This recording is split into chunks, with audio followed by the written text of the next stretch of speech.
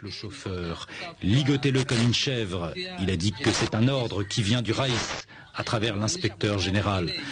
Ils l'ont fait monter à l'arrière de l'un des 2 véhicules de police à notre disposition, celle de Daniel. Puis on m'a remis la clé de contact qu'avait le chauffeur et un billet de $20 en me disant que c'était pour acheter de l'essence. On va te rejoindre du côté du cimetière de Mbenseke. Arrête-toi au bord de la route.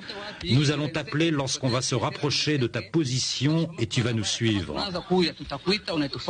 Et vous, qu'est-ce que vous faites pendant ce temps?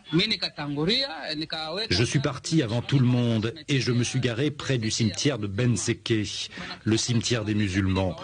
Arrivé dans les environs, ils ont commencé à m'appeler, je les ai vus, je me suis mis derrière eux et je les ai suivis. Nous sommes allés jusqu'à la concession privée du colonel Djadjidja. Ils ont sorti le corps de Chebeya de l'une des voitures. Il était déjà mort à ce moment-là et ils l'ont mis dans sa voiture que j'avais amenée jusque-là. Est-ce qu'à ce moment, vous pouvez voir le corps de Chebeya de près?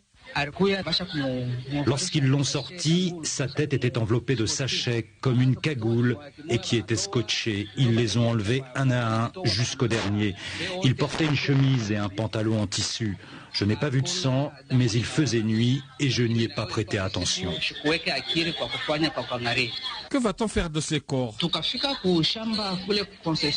À notre arrivée à la concession du colonel Djadjidja, on a retrouvé un soldat FARDC qui était chargé de surveiller cette ferme. Il avait déjà préparé un trou où l'on devait placer le corps du chauffeur, Bazana.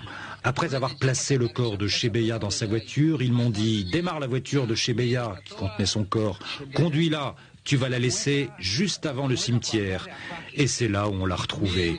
Ils m'ont dit de tout laisser à l'intérieur, même la clé de contact. C'était une voiture plus ou moins grise ou chocolat. J'ai même crevé un pneu, mais j'ai continué de rouler. C'était vers 20h. C'est ça qui a été mon rôle ce jour-là. 20h. Voilà, Alain Kayeye Longo,